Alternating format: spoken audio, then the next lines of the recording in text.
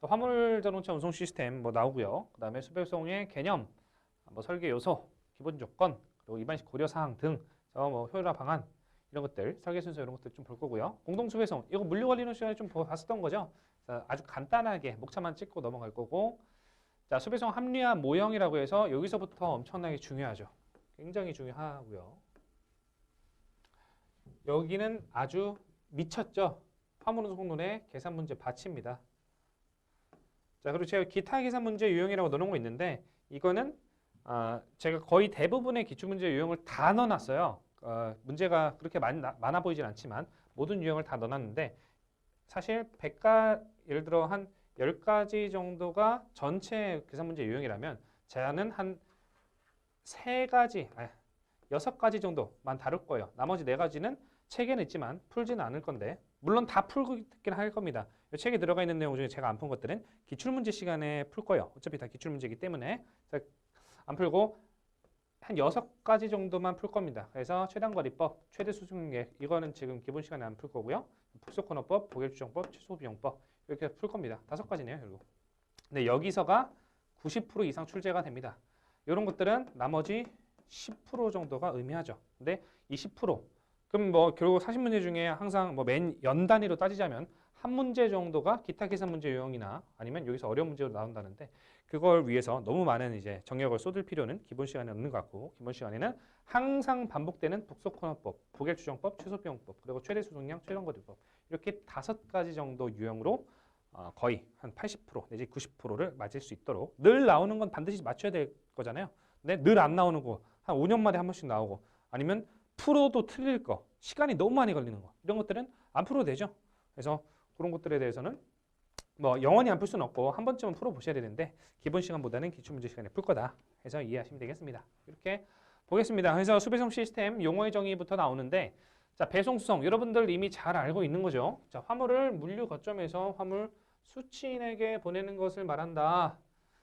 자 수송은 화물을 자동차, 선박, 항공기, 철도, 기타 기관에 의해서 어떤 지점에서 다른 지점으로 이동시키는 것을 말한다.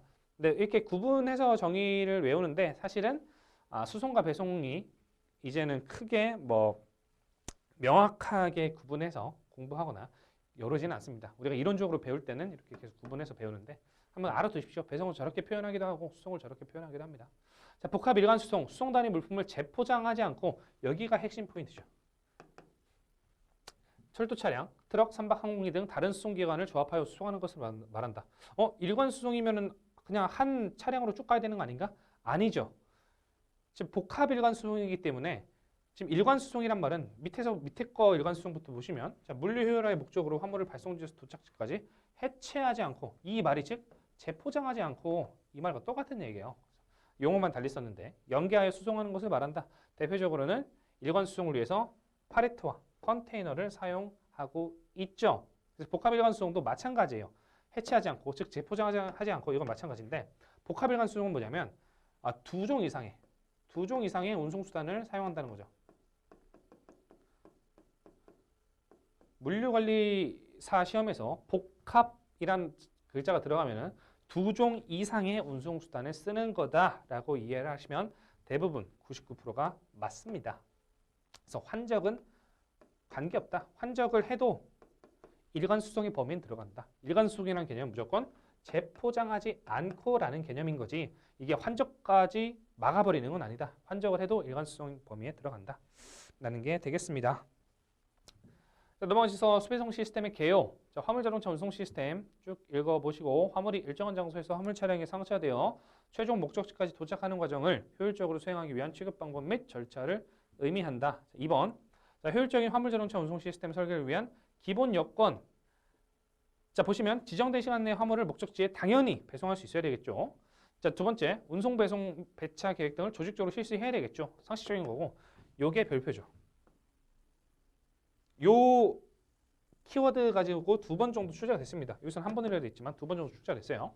자, 최저 주문 단위제를 도입해야 됩니다. 도입. 자, 최소한의 배송 주문량 및 주문 횟수를 유지한다. 이래야 효율적이 된다는 거죠. 고객 서비스의 질은 떨어지죠. 고객 서비스의 질은 떨어지지만 효율적인 운송 시스템 설계를 위해서는 최저 주문 단위제가 필요한 거죠. 사실 고객 서비스 입장에서는 내가 100원어치만 시켜도 저기 화물 운송이 됐으면 좋겠죠. 근데 그렇게 하면 너무 효율성이 떨어지잖아. 그러니까 최소한 뭐 3만 원어치 시켜라. 아니면 뭐 10kg, 이 지금 운송이니까 100kg 이상은 시켜라. 그럴 때만 우리가 진행하겠다. 그래서 최소한의 배송 주문량 및 주문의 수를 유지를 해야 되는데 최저 주문 단위제가 필요하다는 겁니다. 이게 어떻게 출제됐었냐면은 최대 이렇게 해서 반대로 표현된 적이 있어요. 말도 안 되는 얘기죠. 자, 그 다음에 수주예조 추락까지 작업의 표준화 효율화는 항상 좋은 얘기고 항상 틀릴 확률이 거의 적은 문장들입니다. 적절한 유통 재고량 유지를 위한 다이어그램 배송 등을 사용한 체계적인 운송 계획을 수립해야 된다. 다이어그램에 대해서 뒤에서 자세하게 배울 겁니다. 자, 수배송의 개념, 수송이란 읽어보시고 배송이란 읽어보세요. 수배송 시스템 설계 시 고려 요소 이런 것들이 있습니다. 그래서 이렇게 눈으로 쭉 한번 훑어보시면 뭐 리드 타임 고려해야 되고요. 적재율 높을수록 회전율도 높으면 높을수록 차량 운행 대수는 적절하게 유지를 해야 되겠고 차량 적재함, 뭐 상하차 자동화기기 도입 이런 것들이 이제 수배송 시스템을 뭐 설계 시 기업들마다 설계 시에 고려 요소가 되는데 대표적인 오답이 종업원 수,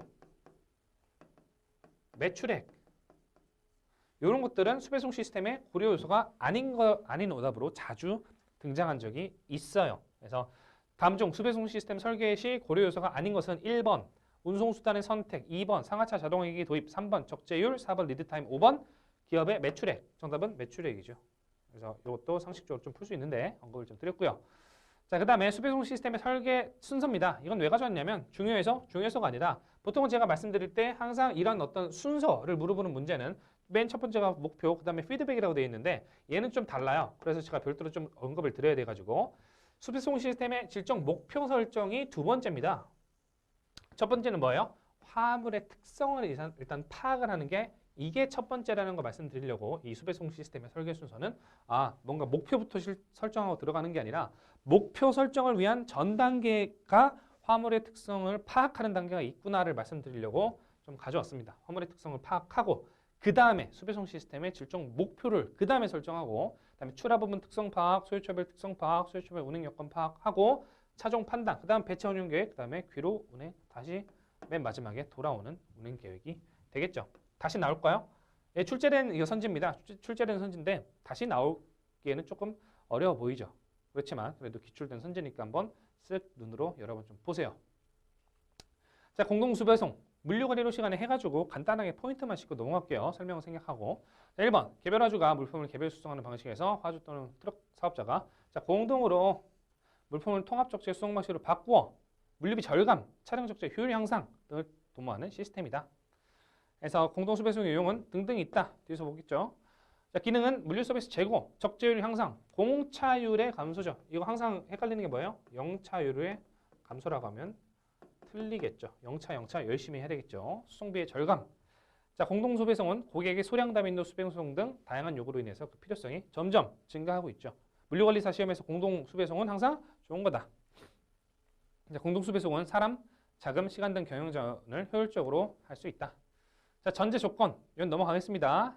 많이 했었죠. 자, 시스템 효과로 넘어가고 뭐만 좀 보시냐면 자, 유형을 볼 건데 그건 좀 책에서 이따가 보시도록 하고 집배송 공동형, 배송 공동형, 노선 집화 공동형, 납품 대행형 요거 복습 차원에서 이따 책으로 좀 보도록 할게요. 자, 그 다음에 수배송 합리화 모형을 한번 보시면 자, 공동수배송 시스템의 종류 이제 다이아그램 배송이라는 게 나옵니다. 정시 루트 배송 시스템으로 배송소에 대한 도착 및 출발 시간을 고정시켜서 매일 동일한 경로와 시간에 배송하는 방법이다. 그래서 수배송을 어떻게 합리화할까 하는 모형 중에 다이어그램 배송이 이제 나오고 있습니다. 다이어그램 배송은 뭐 뒤에 나오는 고정 다이어그램 방식과 변종 다이어그램 방식으로 각각 또 이제 중요하게 되겠죠. 자, 그래서 일단 정시 루트 배송 시스템, 정시라는 거 좀 체크해 두시고 도착 및 출발 시간을 고정시킨다는 키워드 좀 체크해 두시고 매일 동일한 딱 보면 성실한 애들이죠. 성실한 어떤 방법입니다. 자, 두 번째 점, 집배구역 내에서 차량의 효율적 이용을 위해서 배송 화물의 양이나 배송소의 거리, 수량, 배송 시각, 도로 상황 등을 고려해서 미리 배송 경로를 결정하여 배송하는 시스템이다. 미리 결정한다. 자, 배송의 범위가 비교적 협소하고 이 부분 좀 체크하셔야 됩니다. 이 부분 비교적 협소하고 광범위하지 않고 협소하다는 거예요. 키워드는 협소에 있습니다. 이 협소도 고정 다이어그램이 조금 더 협소해요. 이따 볼 거예요. 얘보다는 변동 다이어그램은 고정 다이어그램보다는 조금 더 넓은 범위에 적용될 수 있고 배송 빈도가 높다 같은 경우에 적용하는 시스템이다. 그래서 키워드는 정시, 고정, 매일 동일, 그리고 미리 결정, 그 다음에 협소, 배송 빈도가 높고 그리고 고정 다이어그램, 변동 다이어그램으로 구분할 수 있다. 요게 다이어그램 배송이다. 그래서 다음 중 다음의 설명을 보고 다음에 네모 박스에 쳐진 설명을 보고 이게 물어보는 게 뭐냐? 정답은 VS 여러 가지가 있겠지만 다이어그램 배송이다. 이렇게 출제가 되어 왔습니다. 다이어그램 배송의 특징으로 틀린 것은 이렇게도 출제가 되어 왔고